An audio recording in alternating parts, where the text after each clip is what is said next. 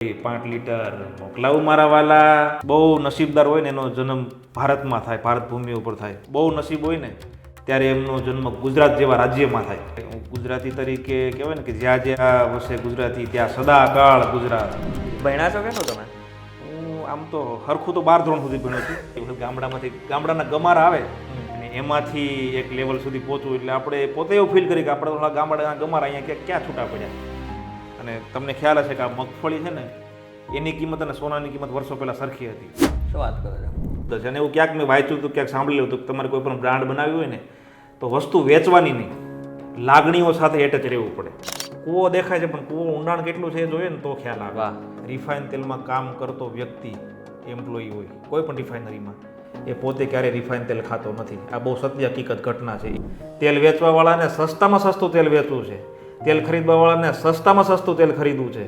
અને પછી આ દિલ ધડકન ચૂકે એક અને ડૉક્ટર પૂછે બોલો મારા વાલા.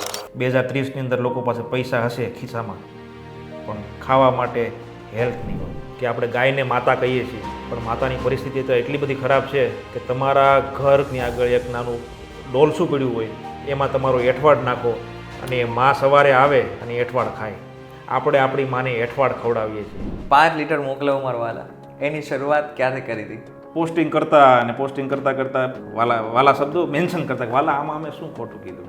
કારણ કે આ શબ્દ લાગણી ભર્યો શબ્દ છે એટલે કીધું કે ભાઈ 5 લીટર મોકલાવું મારા વાલા.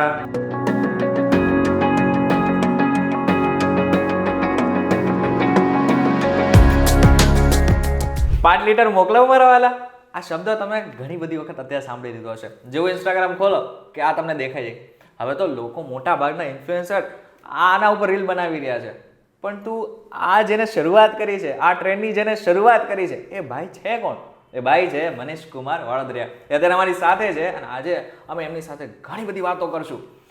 તો મનીષ કુમાર, સૌથી પહેલા તો VTVGujarati.com પર તમારું સ્વાગત છે.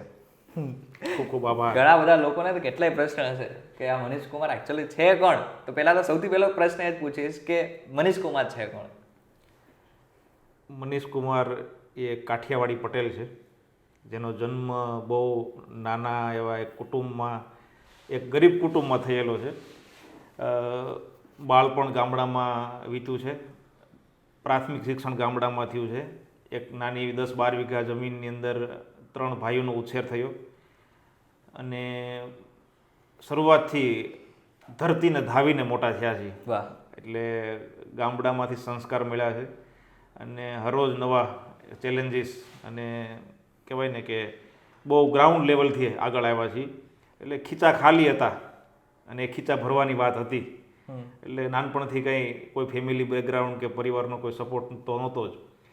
અને ત્યાંથી આગળ આવતા આવતા મારું મૂળ ગામ ઇટવાયા, તાલુકો ગીરગઢડા, જિલ્લો ગીર સોમનાથ. એટલે જંગલ વિસ્તારમાં મારું ગામ છે. એટલે આપણે જેમ મોટા સિટીમાં દિવસે કૂતરાઓ જોઈએ ને એમ અમે રાત્રે અને દિવસે સિંહ જોઈએ છીએ. એટલે સિંહના હેઠા પાણી પી અને મોટા થયા છીએ. અને અમરેલી તો મતલબ અમરેલી અને ગીરનો પટ્ટો જ્યાં જોવો ત્યાં ગાયો અને સિંહ આ બે હળી મળીને રહેતા હોય ને એવું જોયેલું છે. અને તમારું જ્યારે બાળપણ હતું, તમે બોલી રહ્યા છો ગરીબ હતા, તો મતલબ શરૂઆતના દિવસો કેવા હતા? ગરીબ કહીએ તો અમારે લેવા પટેલ સૌરાષ્ટ્રમાં ખેતી એટલે 10 વીઘા એટલે કાંઈ ન કહેવાય. જનરલી 50 વીઘા, 60 વીઘા, 80 વીઘા હોય ને એના સદ્ધર પરિવાર કહેવાય. સાચી વાત છે. એટલે 10 વીઘા એટલે બહુ ઓછી. એમાં 10 વીઘામાં 2 છોકરા ભણાવવા હોય તો મુશ્કેલ થાય. કારણ કે એ વખતના દિવસો 1990થી લઈને 2000માં દુષ્કાળ પડે, અતિવૃષ્ટિ થાય એટલે ખેતરમાં પાકે ન પાકે, એમાંય 2 સિઝન લેવાય. ઉનાળે ખેતરમાં પાણી ન હોય એટલે ઘણી બધી કઠિનાઈઓ હતી ત્યારે. એટલે જે બાળપણ છે એ બધું ગામડામાં જ વીત્યું છે અને ગામડામાં જ મોટા થયા છે. બરાબર. અને હવે મેઇન ટોપિક ઉપર આવું. 5 લીટર મોકલાવું મારા વાલા, એની શરૂઆત ક્યારે કરી હતી? મતલબ એનો વિચાર પહેલી વખત ક્યારે આવ્યો હતો કે આવું બી ટ્રેન્ડ સાથે જોડાઈને આગળ વધી શકાય? શરૂઆત જ્યારે કરી સોશિયલ મીડિયામાં, કારણ કે પૈસા હતા નહીં કે હિરોઈનને ભાડે રાખીએ આપણે. બરાબર. પ્રોડક્શનની શરૂઆત કરી, બ્રાન્ડિંગ કેમ કરવું, એનું માર્કેટિંગ કેમ કરવું, લોકો સુધી કેમ પહોંચાડવું, એનું એક જ માધ્યમ હતું કે સોશિયલ મીડિયા. ફેસબુક હોય, ઇન્સ્ટાગ્રામ હોય કે યુટ્યુબ હોય, એમાં ફ્રીમાં હજી આજે થાય છે ને ત્યારે થતું હતું. તો શરૂઆત કરી ત્યારે જનરલી એવું થતું હોય કે આપણામાં એક મેન્ટાલિટી એવી હોય કે ભાઈ કોઈ નવી પ્રોડક્ટ આવે માર્કેટની અંદર તો એને પહેલાં બરોબરની કસવાની ટ્રાય કરે. એટલે એક નેગેટિવ કહેવાય ને કે નેગેટિવ કોમેન્ટનો મારો કરે કે ભાઈ તમારી પ્રોડક્ટ નહીં ચાલે, તમે કહેવાય ને કે આ ભવાયા જેવા કપડાં શું કામ પહેર્યા છે. લોકો મને એવું રીસના લગતા કે તું ભવાયો લાગે છે. શું વાત છે. એટલે પણ આજે જ હું તમને કહું એ ભવાયો ગુજરાતમાં છવાયો. વાહ વાહ. એટલે બધાએ બહુ કીધું પણ મને એક જ વિચાર હતો કે આપણે આ મગફળીને આ સોનાને પાછું ચમકાવવું છે. એટલે પોસ્ટિંગ કરતાં બહુ દરરોજ લગભગ જ્યારે પોસ્ટિંગ કરે ને એટલે એક આખી ગેંગ હોય અને નેગેટિવ કોમેન્ટો જ કરીને એમાં ગાળો પણ લખે, છૂટથી ગાળો લખે મોટી મોટી. હજી પણ લખે છે? ના, હવે બહુ ભગવાનની દયાથી એટલે એ ફેઝ હતો. એ ગાળો લખતા પછી એમાં રિપ્લાયમાં અમે એ જ કરતા કે ભાઈ મારા વાલા આમાં અમે શું ખોટું કીધું. બરાબર. એટલે પછી એ વાલા શબ્દ ત્યાં અમે કરતા, વાલા શબ્દો મેન્શન કરતા કે વાલા આમાં અમે શું ખોટું કીધું. અને વાલામાંથી અમને ધીમે ધીમે એવું લાગતું ગયું મહિનાઓમાં કે લોકોને આ શબ્દ ગમે છે, કારણ કે આ શબ્દ લાગણી ભર્યો શબ્દ છે, આમાં આત્મીયતા જોડાયેલી છે. એટલે કોઈ ગાળો દે ને તો સામે અમે બાજતા નહીં કે એવી કોઈ ખરાબ વસ્તુ ન લખતા, પણ લખતા કે મારા વાલા આમાં શું ખોટું કીધું. પછી એ ધીમે ધીમે જે ગાળો દેતા એ અમારા કસ્ટમરો બનતા ગયા. કસ્ટમરો બન્યા પછી એમણે મને ફોન કર્યો, સાહેબ અમે તમને પહેલાં ખુલીને કીધું કે સાહેબ અમે તમને પહેલાં બહુ ગાળો દીધી રિપ્લાયમાં, હવે અમે તમારા કસ્ટમરે છીએ અને અમે બીજા કેટલાય કસ્ટમરોને જોડ્યા છે તમારામાં. તો તમે શું જવાબ શું આપો? એટલે અમે કીધું ભાઈ વાહ. એટલે અમને પોતાને જ એવું થતું ટીમને કે ભાઈ વાલા શબ્દ ઉપર આપણે કંઈક વિચારવું પડશે, કારણ કે લાગણીથી જોડાયેલો શબ્દ છે. અને એવું ક્યાંક મેં વાંચ્યું હતું, ક્યાંક સાંભળ્યું હતું કે તમારે કોઈ પણ બ્રાન્ડ બનાવી હોય ને તો વસ્તુ વેચવાની નહીં, લાગણીઓ સાથે એટેચ રહેવું પડે. સાચી વાત. અને આ શબ્દ મને બહુ ગમી ગયો હતો, કારણ કે અલ્ટિમેટલી કોઈ પણ વ્યક્તિને સુખ, શાંતિ અને પ્રેમ જોઈએ છે. અને વાલા શબ્દમાં એ પ્રેમ, હવે અમને ખ્યાલ આવ્યો કે કેટલો બધો પ્રેમ છુપાયેલો, કેટલી બધી આત્મીયતા છુપાયેલી છે. એટલે પછી શરૂઆત કરી કે આપણે કોઈ પણ પ્રોડક્ટનું સેલિંગ તો કરતા જ નથી, અમે કેવું છે લાગણી સાથે આગળ વધવા માગીએ છીએ. એટલે કીધું કે ભાઈ 5 લીટર મોકલાવું મારા વાલા. અચ્છા, ત્યારથી. એટલે જેવું આ એક કહેવાય ને કે લાગણી આવીને એટલે નાના છોકરાઓથી લઈ અને દરેક વ્યક્તિને એ વાલા શબ્દ, અત્યારે તો બધા ઘરે ઘરે વાપરે, નાના છોકરા પણ વાલા શબ્દ વાપરતા થયા છે. હું કોઈ જગ્યાએ રસ્તામાં મને ગાડીમાં જોયું અથવા તો કોઈ જગ્યાએ મને મળે તો દૂરથી કે ઓ પાપા 5 લીટર મોકલાવો મારા વાલા, અને બહુ જોરથી કહે અને બહુ આનંદથી કહે. એટલે નાના છોકરાઓને પણ આ વાલા શબ્દ બહુ ગમે. પછી આપણી એજના બધા એન્ટરપ્રેન્યોર જે છે, જે જોબ કરે છે, એમાં અમને ઘણા બધા એવા ફીડબેક આવ્યા કે ભાઈ આમ પહેલાં અમારે પુશ કરીને કહેવું પડતું કે તમે આ કામ કરો, પણ હવે અમારી ટીમમાં અમે એવું કહીએ છીએ કે મારા વાલા એક પ્રોજેક્ટ પૂરો કરી દે ને પછી ઘરે નીકળજો મારા વાલા. એટલે વાલાથી એક પ્રોડક્ટિવિટી ઓફિસની અંદર પણ વધે છે, એવું પણ મને જાણવા મળ્યું. પછી સ્કૂલમાં પણ એવું થવા મળ્યું કે મારા વાલા 5 ચોપડી ભણજો નકર આમાં નપાસ થશો. એટલે વાલા શબ્દ હવે ઘરે ઘરે પત્ની સાંજે પતિને ફોન કરે કે વાલા હેનું શાક બનાવો, કારેલાનું બનાવો કે બટેકાનું બનાવો. એટલે ત્યાં સુધી વાલા શબ્દ ગયો છે. અને અલ્ટિમેટલી હું એવું માનું છું કે કોઈ પણ બ્રાન્ડ બનાવી હોય ને તો લોકો સુધી, એના મુખ સુધી એ કોઈ પણ બ્રાન્ડનું નામ જવું જોઈએ.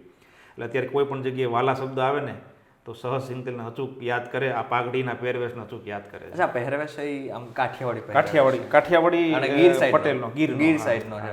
એટલે અત્યારે અમદાવાદમાં આવો તો જે લોકો પહેલા નહોતો ઓળખતા, પહેલા બી આવી જ રીતના ફરતા હતા. ઘણા 1.5-2 વર્ષથી હું આ જ ડ્રેસ પહેરું છું અને હવે તો પાઘડી જોવે એટલે તરત પહેલાં તો હસવા જ મળે છે. એ મને ભગવાનની બહુ કહેવાય ને કૃપા કહેવાય કે આ વિચાર આવ્યો ને વાલા શબ્દ એટલો બધો પ્રસરો.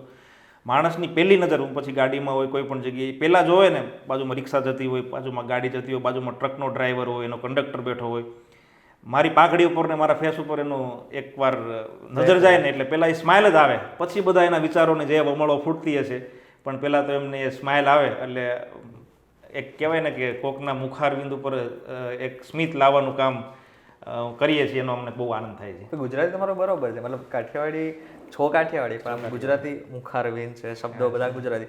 ભણ્યા છો કેટલું તમે? હું આમ તો હરખું તો 12 ધોરણ સુધી ભણ્યો છું, પણ ગુજરાતી મીડિયમમાં. પહેલેથી પરંપરાગત ખાવાનું, જૂનવાણી ખાવાનું, એટલે ટ્રેડિશનલ કહેવાય ને ઇંગ્લિશમાં, એ બધી વસ્તુ ટ્રેડિશનલ વસ્તુ ગમે. કે આપણી જે લેંગ્વેજ છે ને એ બોલવી ગમે. ટૂંકમાં જે ભાષા, જૂની ભાષા છે એમાં જ મજા આવે છે. અમે ઇંગ્લિશ બી બોલી રહ્યો છે, મતલબ હા, ઇંગ્લિશ થોડુંક ઇંગ્લિશ પણ બોલીએ. કોઈ શીખવાડે ઘરે નહીં, થોડુંક વિદેશમાં પણ થોડાક વર્ષો સુધી કામ કરેલું, એટલે થોડુંક ઇંગ્લિશ. ક્યાં આફ્રિકાના કન્ટ્રીમાં હતો, ઇંગ્લિશ શીખવા માટે વિદેશ ગયા હતા. ઇંગ્લિશ શીખવા માટે આફ્રિકા. એટલે એવું લાગતું કહેવાય ને ગામડામાં, અહીંયા અમદાવાદમાં પહેલા આવ્યા ને ત્યારે એવું લાગતું કે બધા ઇંગ્લિશ એટલું બધું બોલે. અમદાવાદ એટલે બહુ સોફિસ્ટિકેટેડ પબ્લિક રહેતી હોય એવું. આમ પેલી વખત ગામડાના ગમારા આવે, 1000 લોકોની વસ્તીમાંથી એક છૂટું પડેલું બી, એ ઇસ્કોન 4 રસ્તા ઉપર નીચે ઉતરે અને એટલું બધું જુવાળ જોવે, ઇંગ્લિશ બોલતા હોય, હિન્દી બોલતા હોય, અને એમાંથી એક લેવલ સુધી પહોંચવું એટલે આપણે પોતે એવું ફીલ કરી કે આપણે થોડા ગામડા ગમારા અહીંયા ક્યાં છૂટા પડ્યા, આ એક ટોળામાંથી ક્યાં અહીંયા આવ્યા છીએ. બરાબર. એટલે એવું લાગતું કે ભાઈ હાલો આપણું ઇંગ્લિશ સુધારવું પડશે. તો એક મહેનત કરી કે ભાઈ અમુક સમય માટે આપણે કંઈક જઈએ વિદેશમાં, થોડુંક ઇંગ્લિશ આપણું સારું થાય. એટલે કાલ સવારે એવું કોઈ ન કે ભાઈ તમે હજી હા, એટલે ઇંગ્લિશના થોડી પકડ આવી ઇંગ્લિશ ઉપર. એટલે આફ્રિકા સ્પેશિયલ ઇંગ્લિશ શીખવા માટે કઈ જગ્યાએ નોકરી કરતા હતા જેથી કરીને આપણે ઇંગ્લિશ પણ થોડું ઘણું આવડે. કેટલા મહિના કરી? હું 7 વર્ષ સુધી કરી લીધું. 7 વર્ષ? 7 વર્ષ સુધી કન્સ્ટ્રક્શનની સાઇટ ઉપર કામ કરેલું. અને આફ્રિકા કેટલો ટાઈમ રહેતા? 7 વર્ષ. ત્યાં 7 વર્ષ. બરાબર. અચ્છા, ત્યાં જ ગયા હતા? 7 વર્ષ રહ્યા. ઓકે. બરાબર. તો આ જે રીલ તમારી પહેલી વાયરલ ક્યારે થઈ હતી 5 લીટર મોકલવા, કઈ યાદ છે? પહેલી 5 લીટર મોકલાવું મારા વાલા તો આ ચોમાસામાં જ થઈ હતી. એના પહેલા તો ઘણી રીલ્સ, અત્યારે લગભગ 55 રીલ એવી છે જેના 1 મિલિયન ઉપર વ્યૂ છે. 5 લીટર મોકલાવું મારા વાલા, અમે મારા ગામની બાજુમાં એક નદી છે, દ્રોણેશ્વર મહાદેવ તીર્થધામ છે, અને મસુંદરી નદી જ્યારે વરસાદ હોય ત્યારે જંગલનું પાણી બધું નદીમાં આવે, અને એટલો બધો જુવાળ નદીનો હોય. અમે રસ્તામાં જોવા જતા હતા, મારા ગામથી 1.5 કિલોમીટર થાય. એ રસ્તામાં એક ખાખરો હતો, અને ત્યારે 5 લીટર મારી પાસે સાથે જ હતું, અને એમે ત્યાંથી ઉતરી અને ચાલુ વરસાદે ખાખરાની પાછળથી એક ખબર નહીં ભગવાને શું વિચાર આવ્યો ક્યાંથી, એવું અચાનક જ મેં એવું નીકળીને એક વિડીયો બનાવ્યો કે 5 લીટર મોકલાવું મારા વાલા, અને ત્યારથી એટલે આજ દિવસ સુધી. વાત છે. મતલબ આમ ગુજરાતી તરીકે આમ પ્રાઉડ ફીલ બી થાય, અને ગુજરાત તરીકે કદાચ આપણા લોહીમાં આવે બિઝનેસ છે. યસ. એટલા માટે તેને કેટલા બધા કવિઓ કેટલું બધું લખી નાખ્યું છે. મને યાદ છે એવું કહેતા હતો કે ના પૂછશો કોઈને હું કેમ ગુજરાતી છું, ખાલી નામ લેશો તો હું ગુજરાતી છું. પણ ગુજરાતી તરીકે તમને ફીલ થાય છે કે ગમે ગુજરાતી કંઈ પણ કરી શકે? હું વિદેશમાં હતો ને ત્યારે હું ગુજરાતી તરીકે કહેવાય ને કે જ્યાં જ્યાં વસે ગુજરાતી ત્યાં સદાકાળ ગુજરાત. અમે વિદેશમાં મિત્રો, ગુજરાતી મિત્રો ભેગા થતા હતા તોય એક ગુજરાતી, એમાં કાઠિયાવાડી ભાષા, એ કાઠિયાવાડી ડાયરો, એ કાઠિયાવાડી ખાવાનું, એ ત્યારે નહોતું છોડ્યું અને આજે નથી છોડ્યું. વિદેશમાં હતા તોય એટલું બધું મિસ કરતા હતા. અને એક વસ્તુ થતી હતી કે હાલો આપણે, અને મને એવું લાગે છે ત્યાં સુધી આખા વર્લ્ડની અંદર, પૃથ્વીની ઉપર બહુ નસીબદાર હોય ને એનો જન્મ ભારતમાં થાય, ભારત ભૂમિ ઉપર થાય. ભારતમાંય બહુ છાતી ઠોકીને કહું કે જેમનું બહુ નસીબ હોય ને ત્યારે એમનો જન્મ ગુજરાત જેવા રાજ્યમાં થાય. એટલે પહેલેથી ગુજરાતી ભાષા સાથે, ગુજરાતી ખાણીપીણી સાથે, ગુજરાતના સંસ્કાર સાથે જોડાયેલા, પણ ભગવાને ગુજરાતમાં જન્મ આપ્યો ને એના લોહીમાં એક બિઝનેસનું ઇન્જેક્શન આપેલું હોય. એ પછી કોઈ પણ જગ્યાએ હોય, એ પ્લેનમાં બેઠો હોય તો કે આ પ્લેન કેટલા રૂપિયાનું આવતું હશે, આમાં કેટલું ડીઝલ બળતું હશે, આ કેટલી કલાક કામ, કેટલી કલાક ઉઠતું હશે, અને શું કોસ્ટિંગ આવતું હશે. એટલે જનરલી ઓવરઓલ ગમે ત્યાં હોય, ગુજરાતી તરીકે એક બિઝનેસ માઇન્ડ તો ચાલતું જ હોય. અને મને લાગે ગુજરાતી આ કે દેશ વિદેશમાં ગમે ત્યાં સફળ થયા છે એનું કારણ એ ઇન્જેક્શન ભગવાને આપેલું લોહીમાં ઇન્જેક્શન છે બિઝનેસનું.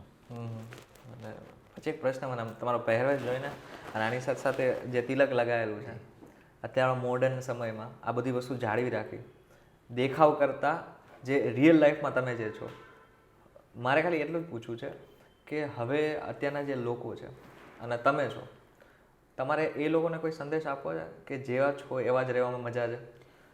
સહજ શબ્દ છે ને, એ સહજનું, આમ મારા દીકરાનું નામ સહજ છે અને મેં એટલા માટે જ રાખ્યું છે કે હું પહેલેથી એવું માનતો હતો કે હું વિદેશ જાઉં ને ઇંગ્લિશ બોલવા મળું અને બધાની સાથે મોટી મોટી ધીસ ઇઝ આમ ને તેમ ને, જે છે એ રહ્યો મારા વાલા. બરાબર. તમારો જ્યાં જન્મ થયો છે, તમને જ્યાં સંસ્કાર મળ્યા છે, અત્યારે કેવું ઇંગ્લિશ મીડિયમનો જમાનો છે, બધાને ઇંગ્લિશ ફટાફટ બોલતું થઈ જવું છે. મારો છોકરો કેમ બધાને છોકરાની વચ્ચે ઇંગ્લિશમાં બોલે, એની પાછળ દોટ લાગી છે. પણ હું એવું કહું, સહજ તમે જે છો ને એવા રહ્યો, દેખાડો ન કરો.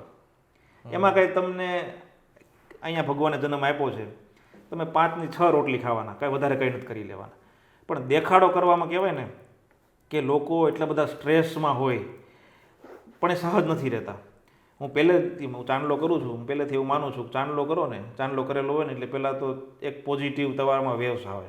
બીજું, તમે જાતે કંઈક ખોટું કરતા ડરો 10 વખત કે ભાઈ મેં કપાળ ઉપર ચાંદલો કર્યો છે. વાહ. હું મારી સામે તમે કરણભાઈ બેઠા છો, કરણભાઈ કંઈક એવી ડીલ કરતા હોય તો મને શરમ આવે, જો તો ખરા ચાંદલો, મારા કપાળ ઉપર ચાંદલો કરેલો છે. એટલે અડધા ખોટા ધંધા તો તમે આમનામ બંધ કરી દો. એટલે જેવા છો, જેવા જ્યાં છો ત્યાં એવા જ રહેવાય. એમાં કંઈ વધારે સારો દેખાવ ને એ કરવાની કોઈ જરૂર નથી. એટલે જેવા છીએ ને એ સહજ રહો ને તો સહજમાં અંતરાત્મામાં આનંદ વધારે આવે. હજી એક પ્રશ્ન પૂછું, મજા આવે છે તમારી સાથે. હજી આમ એમ થાય છે હજી પ્રશ્ન પૂછતો જાઉં. કાઠિયાવાડી હજી એક પ્રશ્ન પૂછી લો. કાઠિયાવાડ અને જે મધ્ય ગુજરાત અમદાવાદ સાઈડનું ગુજરાત છે, તમને શું ફરક લાગી રહ્યો છે? કારણ કે તમે બે જગ્યાએ કામ કરો છો, એ કાઠિયાવાડમાં કામ કરો છો અમરેલીમાં, અને અમદાવાદમાં તમારું છે બધું. શું કાઠિયાવાડ તો સંતની ભૂમિ છે. તમે ગિરનારથી લઈ અને સૌરાષ્ટ્રની સોરઠની ભૂમિ, જે પણ રાજુલાથી લઈને છે દ્વારકા સુધીનો પટ્ટો લઈ લો, સૌરાષ્ટ્ર એટલે સંતની ભૂમિ કહેવાય.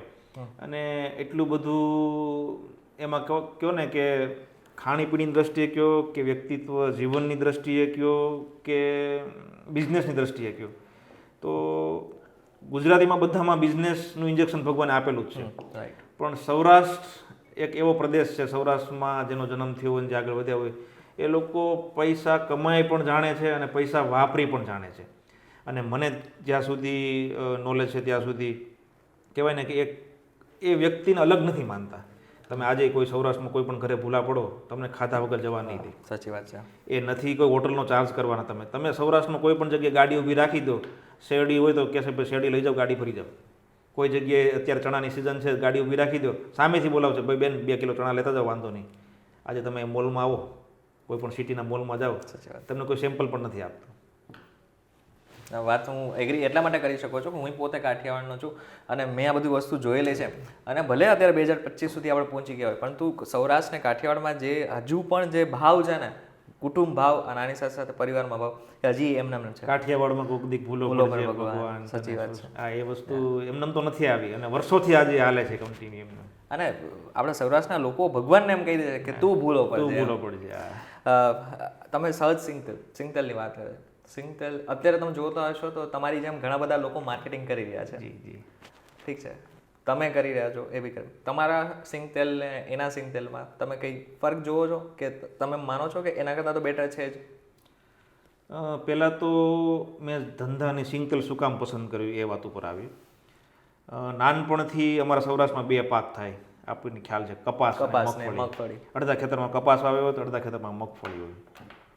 વર્ષોથી ગામડાઓમાં મિલો, નાની મિની મિલો ચાલે છે.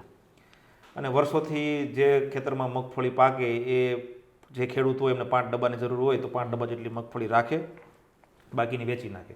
એ 5 ડબ્બાની મગફળી હોય પોતાના ગામમાં કે આજુબાજુના ગામમાં ઘાણી એ જાય અને પોતે સામે ઊભા રહી અને ઘાણીમાંથી તેલ કઢાવી લે. પણ કરણભાઈ, તમે ગોંડલના છો, સૌરાષ્ટ્રના કીધું આપે, તમે ક્યારે એવું જોયું કપાસિયા લઈને ગયા, કપાસની 5 ગાંસડી લઈને ગયા અને કપાસિયામાંથી કપાસિયા તેલ કોઈ ઘાણી ઉપર કઢાયું હોય એવો આજ દિવસ સુધી દાખલો છે? એ પોસિબલ નથી. એટલે નાનપણથી એક પ્રશ્ન હતો કે, અને તમને ખ્યાલ હશે કે આ મગફળી છે ને, એની કિંમત અને સોનાની કિંમત વર્ષો પહેલાં સરખી હતી. શું વાત કરો છો? મગફળીની કિંમત અને સોનાની કિંમત સરખી ચાલતી હતી. એવી પરિસ્થિતિ હતી. એમાંથી ઘસાતી આ મગફળી નથી રહી. આ સોનું હતું, એ સોનું નથી રહ્યું. એટલે જ્યારથી હું સમજુ છું ત્યારથી આ સિંગતેલનો બિઝનેસ કરવાનો ઘણા બધા બીજા પણ કારણો છે. એમાં સૌથી મોટો પ્રશ્ન આ જ હતો કે ભાઈ આપણે એટલી બધી મગફળી ખેતરોમાં થાય છે, એટલા લાખ મેટ્રિક ટનનું પ્રોડક્શન થાય છે, આપણી પાસેથી 50+ વિદેશના દેશો સિંગદાણા, સિંગ ને સિંગતેલ ખરીદે 100%, અને આપણે કચરો પામ તેલ ને સોયાબીન ને સનફ્લાવર વિદેશથી લઈને અહીંયા ખાઈએ છીએ. તો કા લોકોમાં અવેરનેસ નથી, એટલે મીન્સ કે ખબર નથી એમને, કા એમને સાચું જ્ઞાન આપવામાં નથી આવ્યું અત્યાર સુધી. આ પહેલેથી એક હતું. એટલે નક્કી કર્યું કે આપણે ગમે તેમ કરીને, કારણ કે તો ખેડૂતનો જીવ અને એક લાગણી પર કે ભાઈ આપણે આમાં કંઈક બિઝનેસ ખાતર નહીં પણ લોકોને કંઈક સારું આપવું છે, એ ભાવથી સિંગતેલની શરૂઆત કરી. એટલે આજ દિવસ સુધી તમે મારી રીલ્સ જોશો ને તો તમને એમાં ખબર પડશે કે હું સહજ સિંગતેલ લઈ લેવું ક્યારે નથી કહેતો. સિંગતેલ ખાઓ જેથી કરીને ખેડૂતોને ફાયદો થાય અને લોકોને સારું સ્વાસ્થ્ય મળે. એટલે હું એવું કોઈ નથી કહેતો કે તમારું, કારણ કે ગુજરાતમાં મહિને 80 લાખ ડબ્બા તેલની જરૂર પડે. દર મહિને ગુજરાતમાં 80 લાખ ડબ્બા તેલ ખવાય. અમદાવાદ સિટીની અંદર મિનિમમ 30,000 થી 35,000 ડબ્બા તેલ દરરોજ ખવાય. સુરત જેવા સિટીમાં 40,000 થી 42,000 ડબ્બા તેલ ખવાય દરરોજનું. એટલું મોટું કન્ઝમ્પશન છે. એમાં 80% તેલ વિદેશી આવે છે. તમે સવારે રોટલીમાં મોણ નાખો છો, ભાખરીમાં મોણ નાખો છો, મોણ તમે અહીંયા નાખો છો, પણ એનું એ વિદેશી તેલ છે. એ પૈસા વિદેશમાં જાય છે. તમે સનફ્લાવરનું મોણ નાખો છો ને, તો સનફ્લાવર વિદેશી તેલ છે. પૈસા વિદેશ જાય છે. આત્મનિર્ભર ભારતની વાત આપણે કરીએ. સનફ્લાવર ભારતમાં બનતું નથી એવું છે? બહુ મિનિમમ, બહુ એટલે બહુ, એ કહેવાય જ નહીં, એ પર્સન્ટેજમાં ના આવે. બરાબર. અચ્છા, સિંગ તેલની વાત કરીએ તો સિંગ તેલ અને બાકી જેટલા પણ તેલ છે, મતલબ સિંગ તેલ બેસ્ટ છે કે પછી હજી આનાથી પણ કોઈ સારું તેલ છે કહી શકાય? અમે તો ગામડામાંથી બિલોંગ કરીએ એટલે આપણે બાપ દાદા એવું પહેલાં કહેતા કે પેઢીઓથી સિંગ તેલ ખવાતા. પણ 3 તેલ એવા છે, એક સિંગ તેલ, એક તલ તેલ તલનું તેલ અને એક રાયડો આપણે જે કહીએ. આ 3 તેલ એવા છે કે તમે ઘાણી કઢાવીને ખાઈ શકો, બાકી બધા તેલને રિફાઇન કરવા જ પડે. અને કપાસ તેલની વાત કરીએ, કપાસિયાનું તેલ તો મતલબ લાગે છે કે એને તો કેવડું મોટું પ્રોસેસ કરવું પડે. અને હું એક બહુ નાનો હતો ત્યારે એક કપાસિયાના ફેક્ટરીમાં ગયો હતો જ્યાંથી તેલ નીકળતું. એટલી બધી દુર્ગંધ આવે, એટલી બધી દુર્ગંધ આવે કે મને એવું લાગે છે કે આખો ખટારો ભરીને અગર કપાસ હોય તો એમાંથી તેલ તો થોડું જ નીકળે. અને તમે કપાસ તેલનું વિચાર્યું કરે કે એવું કરવું જોઈએ? એ પોસિબલ જ નથી. સૌથી વધારે ગાળો મને જો પડી હોય ને તો કપાસિયા તેલનો વિડીયો મેં મૂક્યો હતો. અચ્છા. કે અમારી ભેંસો કપાસિયા તેલ નથી ખાતી ને, એ કપાસિયા તેલમાં તમારા ઘરની રસોઈ બને છે. રાઈટ. એમાં સૌથી વધારે ગાળો અને સૌથી વધારે નેગેટિવ કોમેન્ટ એમાં હતી. ઘણા બધા લોકો જે સારું વિચારી શકતા હતા, ઘણા બધા લોકો એ વિડીયો પછી કન્વર્ટ થયા સિંગ તેલની અંદર. પછી કોઈ પણ બ્રાન્ડનું સિંગ તેલ ખાય, પણ એટલીસ્ટ સિંગ તેલ તરફ પાછા વળ્યા. એની અમને ખુશી છે, કારણ કે હું હજુ ટ્રાય કરું છું. મનીષભાઈ જેવા બીજા 10 મનીષભાઈ આવે ને તોય આ ગુજરાતમાં કહું છું 80 લાખ ડબ્બા દર મહિને તેલ જોઈએ છે. આ મગફળીની એટલી ડિમાન્ડ થશે, લોકો ખેડૂતો મગફળી વાવતા થશે, સારા ભાવ મળશે, લોકોને સારું સ્વાસ્થ્ય મળશે, સારું તેલ ખાવા મળશે. સૌથી ખરાબ તેલ કયું? કપાસિયાનું કે રિફાઇન તેલ? રિફાઇન તેલ, કોઈ પણ રિફાઇન તેલ, કોઈ પણ. કારણ કે મેં જ્યાં સુધી R&D કર્યું ત્યાં સુધી રિફાઇન તેલમાં કામ કરતો વ્યક્તિ, એમ્પ્લોયી હોય કોઈ પણ રિફાઇનરીમાં, એ પોતે ક્યારેય રિફાઇન તેલ ખાતો નથી. આ બહુ સત્ય હકીકત ઘટના છે. એ લોકો અમારી પાસે ઘાણીના તેલના ડબ્બા મંગાવે છે અને આપણે હોશે એક નાની એડવર્ટાઇઝ જોઈ અને એ તેલનો ડબ્બો મંગાવીને આપણે હોશે કહીએ તમે તો આ રિફાઇન તેલ ખાઈએ છીએ. તેલના ડબ્બામાં હિરોઈનના પોસ્ટ લગાવવા, નામ નહીં લઈએ આપણે કોઈનું, પણ હું પણ નીચે લખેલું હોય કે હું પણ આ કપાસિયા તેલ ખાઉં છું, ઠીક છે, કે હું પણ આ સનફ્લાવર ખાઉં છું, કે કેટલું સત્ય છે એ? આ કેવું છે, ભાડે રાખેલી વસ્તુ છે. મેં તમને કીધું ને કે ભાડે રાખેલી વ્યક્તિ, હું એમ કહું, તમે કરણભાઈ એવું બોલી જાઓ કે તમે આ તેલ ખાવ છો ને એના તમે આ લ્યો ચેક સાઇન કરીને આપી દો, લ્યો કરણભાઈ આ 2 કરોડ રૂપિયા, તમે ખાલી આ સમોસા તળતા હોય અને કહી દો હું આ તેલ વાપરું છું, બસ તમે બોલી જવાના છો, પણ તમને ખરેખર એ તેલ વાપરતા જ નથી. એથિકલી તો ખોટું જ છે. એટલે એ તેલ જે વાપરતા હોય સાહેબ એની એડવર્ટાઇઝ ના હોય. એ હિરોઈન તેલ જે વાપરતા હોય એની એડવર્ટાઇઝ ના હોય. વાત સાચી છે, કારણ કે મને નથી લાગતું કે કોઈ પણ હિરોઈન, ગમે હિરોઈન હોય, અરે ગુજરાતની બી લઈ લો, કોઈ ના ખાતું કપાસિયા તેલ તો મને નથી લાગતું કે. મેં તમને એ જ કહું છું કે રિફાઇનરીમાં કામ કરતા કપાસ લઈ લો કે સનફ્લાવર લઈ લો, સોયાબીન લઈ લો, રાઈસ બ્રાન લઈ લો, એમાં કામ કરતા લોકો એ તેલ વાપરતા નથી. કારણ કે અમને ત્યારે ખબર પડે કે જ્યારે વાયા અમને ખબર પડે કે આ વ્યક્તિ આ રિફાઇનરીમાં કામ કરે છે ને આપણી પાસે ડબ્બો મંગાવે. મેં તો ત્યાં સુધી R&D કરેલું છે કે ટ્રકના ડ્રાઈવર, જો તમે રોડ ઉપર જતો પાછળ એડિબલ ઓઇલ લખેલું મોટા ટેન્કરો જતા, એડિબલ ઓઇલ, એ સનફ્લાવર હોય કાં પામ હોય ને કાં સોયાબીન તેલ હોય. 100%. એમના ડ્રાઈવરોને ક્યારેક મેં હોટલ ઉપર ઉભા હોય પૂછ્યું, મેં કીધું તમે આ તેલ ખાઓ છો? તો એ કેમ કે આ તેલ થોડું ખવાય. એટલે તમે વિચાર કરો તો સરકારને કોઈ એક્શન ના લેવા જોઈએ? સરકારને વર્ષોથી તેલ ખવાય છે.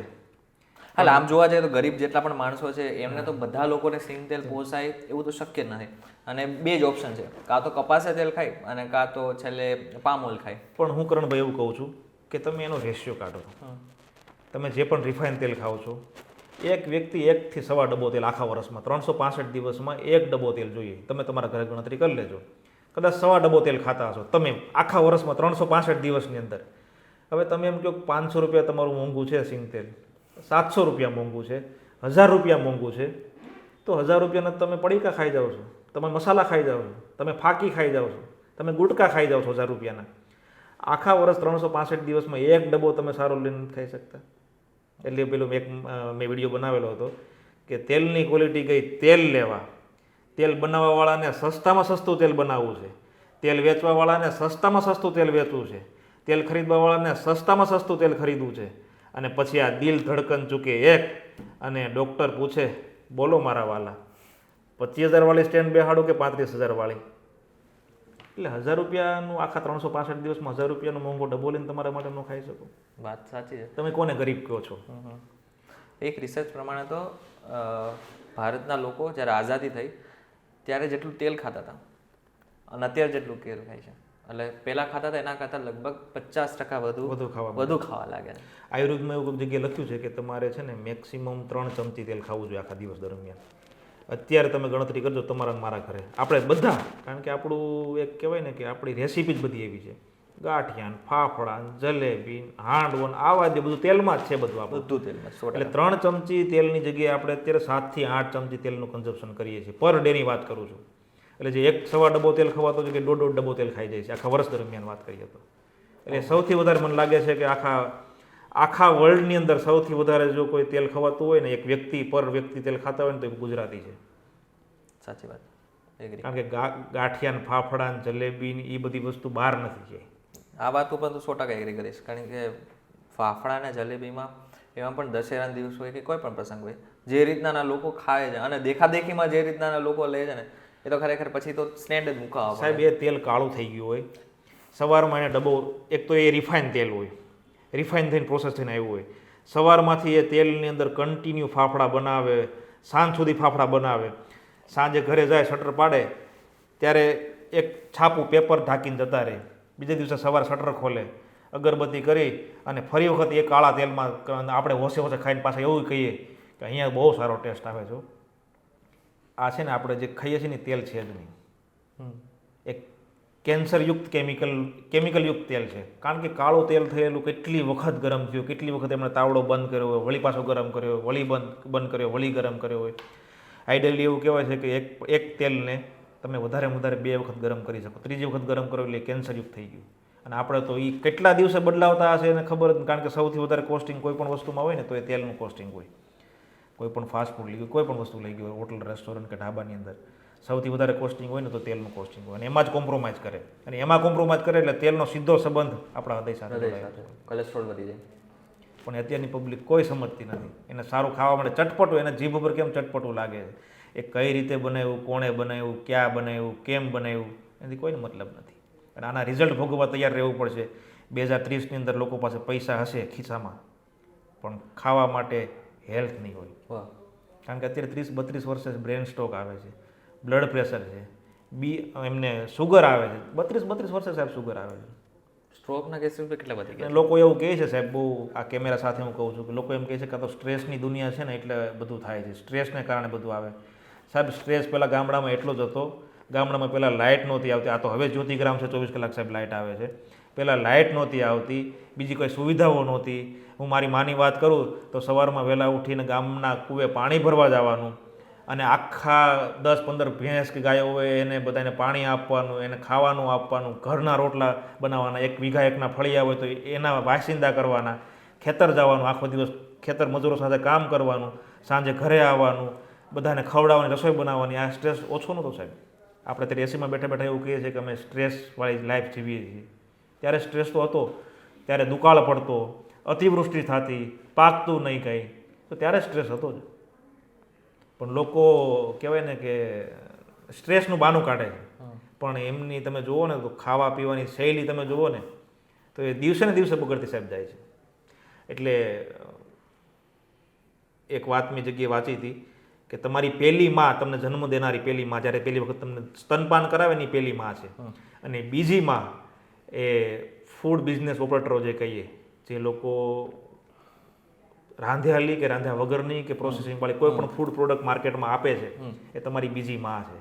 એટલે એ સપ્લાયરને, એ ફૂડ પ્રોડક્ટના સપ્લાયરને કે બનાવવાવાળાને, રેસ્ટોરન્ટવાળાને, ઢાબાવાળાને કે હોટલોવાળાને, એને ગ્રાહક ક્યારેય ન સમજવું જોઈએ કે અમારો દીકરો છે એમ કરીને પીરસવું જોઈએ. ભલે 50 રૂપિયા વધારે લઈ લે, કોઈ સાહેબ દુઃખી નથી થઈ જવાના, પણ સારી વસ્તુ ખવડાવવી જોઈએ, એવું મારું માનવું છે. તમે જમવાની વાત કરો છો, જૂની વાત કરો છો, તો પોતાનું દિનચર્યા શું, તમે શું જમો છો? હું પહેલેથી, જ્યારથી ઘણા સમયથી મેંદો તો ક્યારેય ખાતા જ નથી. ક્યારેય નહીં. બ્રેડ નહીં, પીઝા, એટલે મેંદાની કોઈ આઈટમ ક્યારેય ખાતો જ નહીં. પીઝા ક્યારેય નહીં ખાતા? પહેલાં ખાધેલા, પણ એ જ્યારે ખાધેલા ને ત્યારે બીજે દિવસે કંઈકનો કંઈક પ્રોબ્લેમ હોય જ. એટલે ઘણા સમયથી મેંદામાં બનતી આઈટમ બધી બંધ કરી દીધી છે, અને બહારનું જમવાનું સાવ બંધ કરી દીધું. કારણ કે આમાં કેવું હોય કે ભાળ્યાનું ઝેર છે, એવું કહેવાય કે ભાળ્યાનું ઝેર છે. એટલે જ્યારથી તેલના ધંધામાં છીએ, જ્યારથી તેલનું જાણીએ છીએ, ત્યારે સિંગતેલ સિવાય સિંગતેલ નહીં પણ સિંગતેલ સિવાય કોઈ પણ જગ્યાએ ગાડી ઊભી જ ન રહી ક્યારેય, અને ક્યારેય ગમે ત્યારે ઊભા રહીને ભૂખ લાગી ક્યારેક ટ્રાવેલિંગમાં હોય ને ખાઈ લેવું નહીં. સિંગતેલમાં બનતું હોય તો ખાઈ એ પ્રિફર રાખીએ, બાકી ક્યારેય નહીં. વાત જોરદાર કરી રહ્યા છો તમે.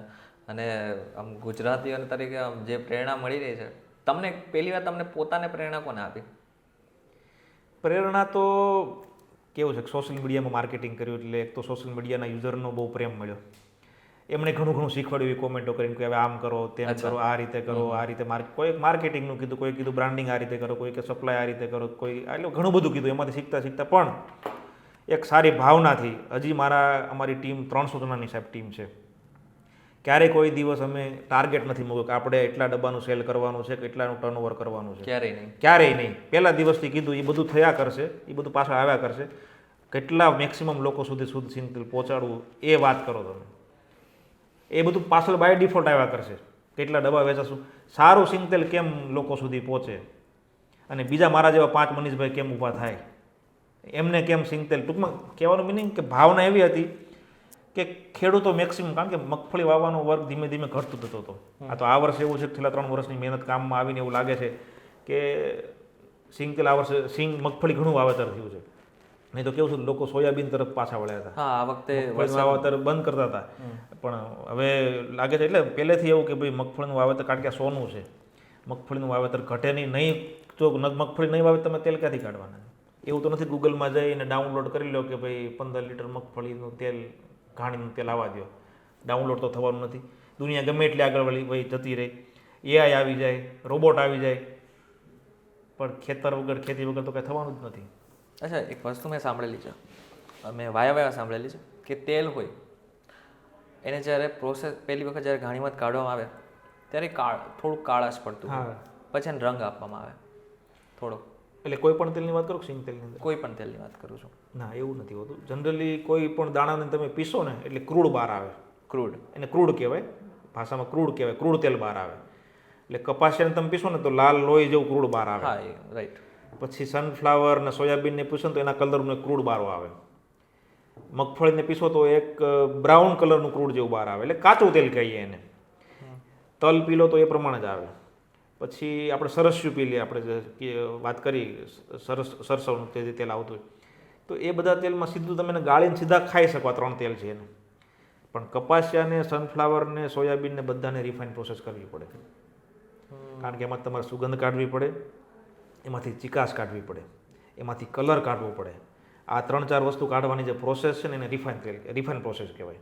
અને એ એટલી બધી ખરાબ છે કે એક વખત તમે જોઈ જાઓ ને તો કહેવાય ને કે ભાડાનું ઝેર છે. તમે કોઈ હોટલ, રેસ્ટોરન્ટ કે ઢાબા ઉપર તમે ગાડી ક્યારે ઊભી ન રાખો. એ જ પ્રશ્ન છે, કારણ કે કપાસિયાનું જે દિવસથી મેં જોયેલું ત્યાંથી મેં અત્યાર સુધી કોઈ કપાસિયાનું તેલ નથી ખાધેલું.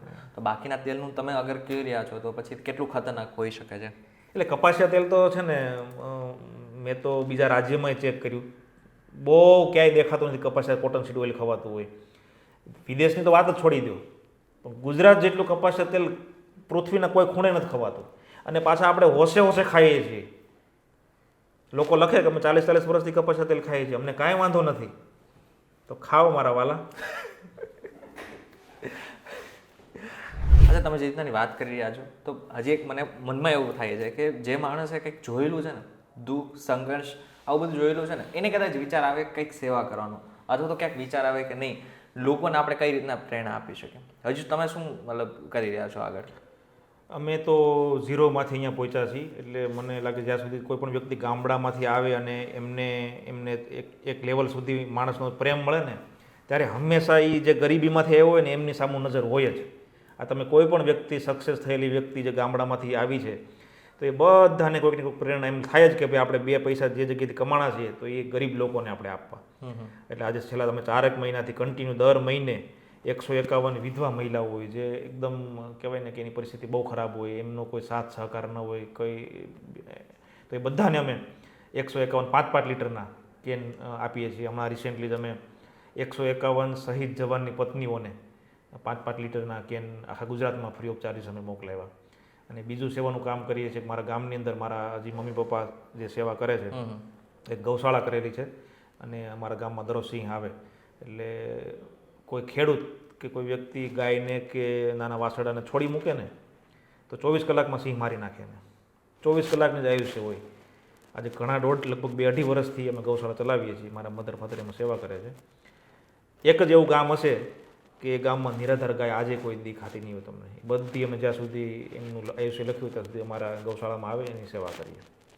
બાકી એક બહુ વીટીવીના માધ્યમથી આપને બધાને જે લોકો સાંભળે છે એને કહેવા માગું છું કે આપણે ગાયને માતા કહીએ છીએ, પણ માતાની પરિસ્થિતિ તો એટલી બધી ખરાબ છે કે તમારા ઘર કે ડેલા કે ખડકીની આગળ એક નાનું ડોલસું પડ્યું હોય એમાં તમારો એઠવાડ નાખો અને એ મા સવારે આવે અને એઠવાડ ખાય.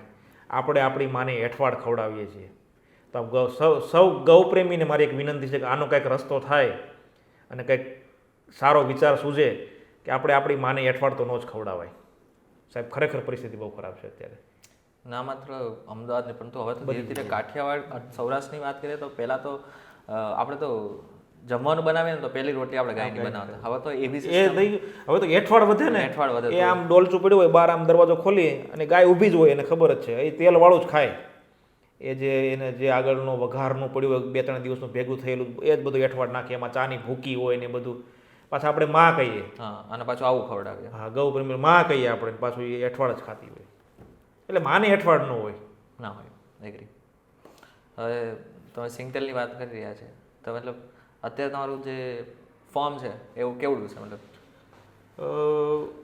પ્રાઇવેટ લિમિટેડ કંપની છે અને 300 જણાને રોજગારી આપીએ છીએ. મગફળીની ખરીદીથી લઈ, એટલે મગફળીની ખરીદી ગામડાઓમાં થાય, ત્યાં ગામડાના લોકલ દલાલ હોય ત્યાંથી શરૂઆત થાય, કસ્ટમરના ઘર સુધી પહોંચે ત્યાં સુધી 300 લોકોને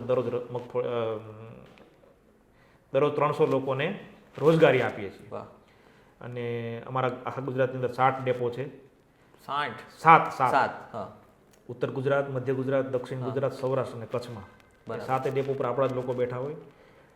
ત્યાં ઓર્ડર ઓટોમેટિક પંચ થાય, ત્યાં માલ પણ આપણો પડ્યો હોય. ત્યાંથી આજુબાજુના 100 કિલોમીટરના એરિયાની અંદર આપણો જ વ્યક્તિ ડિલિવરી બોય ડિલિવરી કરવા ઘરે જાય અને ઘરે મળે ત્યારે જ પેમેન્ટ કરવાનું. એડવાન્સ પેમેન્ટ લેતા નથી આપણે. ઓનલાઈન બી થતો છે ને? ઓનલાઈન, હા, બધા ઓનલાઈન જ ઓર્ડર થાય. સહજઓઇલ.com ઉપરથી ઓર્ડર થાય અને એ ઓર્ડરની લાઈવ ટ્રેકિંગ પણ તમને મળે. અચ્છા. અને ક્યારે મેન્યુફેક્ચરિંગમાં ગયું છે, ત્યાંથી આઉટલેટ ઉપર ક્યારે ગયું છે, ત્યાંથી આઉટ થઈને તમારા ઘર સુધી ક્યારે, આખી લિંક તમને લાઈવ જોવા મળે. અને વિધિન 4 દિવસની, 3 દિવસ અમારી ટાઈમ પ્લાન છે પણ 4 દિવસની અંદર તમને ઘરે મળી જાય. એટલે લગભગ ગુજરાતના 80% સિટીઓની અંદર બધી જગ્યાએ મારું તેલ ઘર સુધી પહોંચે છે. નવાઈની વાત એ છે કે અમે થર્ડ પાર્ટી ડિલિવરી બોય પણ નથી વાપર્યા. આજે ગુજરાતમાં 120 ડિલિવરી બોય છે, તો ડિલિવરી બોય પણ અમારા જ છે. એટલે અમે 1 કરોડની ગેરંટી છાતી ઠોકીને આપીએ છીએ. ભેળસેળ સાબિત કરો 1 કરોડની ગેરંટી આપશું. એટલે ના અમને ચિંતા છે લેબલ ચેન્જ થવાની, ના અમને ડુપ્લિકેશન થવાની ચિંતા છે, ના અમને એડલ્ટ્રેશન થવાની ચિંતા છે. વાહ, જોરદાર. ખરેખર આજે તમારી સાથે વાત કરીને જે ફીલ થઈ રહ્યું છે ગર્વ. અને કરણભાઈ, માલ વેચીને છૂટાય એવું નહીં. હા. અઠવાડિયે 10 દિવસ પછી તમને ફોન પણ આવે. અચ્છા. સાહેબ, સહજ સિંગતેલ તમને ટેસ્ટ અને ક્વોલિટીમાં કેવું લાગ્યું? તમે તમારી લાઈફમાં ક્યારે તેલના ડબ્બા લીધા હોય તમને ફોન આવ્યો હોય કે સાહેબ આ કપાસિયા તેલ તમે ખાવ છો કેવું લાગ્યું? ક્યારે ફોન આવ્યો? પણ પહેલા દિવસથી આજ દિવસ સુધી અમારા જેટલા કસ્ટમર છે બધાને ફોન ગયેલા છે, સાહેબ તમને તેલ કેવું લાગ્યું? નો ડાઉટ ન ઉપાડ્યા હોય, બીજી હોય, એ વસ્તુ અલગ છે. એટલે કસ્ટમરને દર મહિને અમે ડેટા કાઢ્યો, દર મહિને 20 થી 25 હજાર સહજ પરિવારો સાથે અમારી ટીમ વાત કરે, સાહેબ તેલ કેવું લાગ્યું, તેલ કેવું લાગ્યું. એટલે એમનેમ તેલ નથી વેચતા, પણ લાગણીઓ સાહેબ વેચીએ છીએ અમે.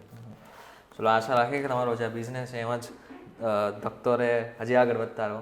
પણ અત્યારે તમે અમારી સાથે વાત કરીને મને તો બહુ જ મજા આવી છે. અમારા દર્શક મિત્રોને પણ બહુ મજા આવે છે. તમારો એક્સપિરિયન્સ અમારી સાથે કેવો રહ્યો એ અમને જરાક. બહુ આનંદ આવ્યો. બેઝિક જનરલી કેવું કે લોકો પૂછતા હોય તમારી સક્સેસ સ્ટોરી શું છે? સક્સેસ સ્ટોરી કરતાંય ઊંડાણ શું છે ને. કૂવો દેખાય છે પણ કૂવો ઊંડાણ કેટલું છે એ જોઈએ ને તો ખ્યાલ આવે. વાહ. એટલે હું તો કહું કે તમે પોડકાસ્ટ કોઈ જગ્યાએ કરતા હોય, કોઈ જગ્યાએ તો અંદરના પ્રશ્નો, ઊંડાણના પ્રશ્નો પૂછીને તો લોકોને ખબર પડે. સક્સેસ તો બધા થતા હોય ને બધાના પ્રશ્નો પૂછતા હોય, જવાબ બી મળતા હોય, પણ અંદર ઉતરે તો એનું શું કહેવાય કે એનું એક જે અંદરનો ગાભ છે એ ખબર પડે એમને. સાચી વાત છે. અત્યારે મનીષભાઈ, VTV ગુજરાતી.com સાથે જોડાવાનો ખૂબ ખૂબ આભાર. ફરી મળીશું ભવિષ્યમાં આપણે. તમને આ પોડકાસ્ટ કેવો લાગે અમને જરા કોમેન્ટ કરીને ચોક્કસથી કહેજો. વિડીયો થકી જો તમને કોઈ ઇન્ફોર્મેશન મળી હોય તો વિડીયોને લાઈક અને શેર જરૂરથી કરજો. આવા જ ઇન્ફોર્મેટિવ વિડીયોઝ માટે VTV ગુજરાતી.com સાથે જોડાયેલા રહેજો. ફરી મળીશું એક નવા વિડીયો સાથે, એક નવા કોન્સેપ્ટ સાથે. ત્યાં સુધી મને રજા આપો. નમસ્કાર.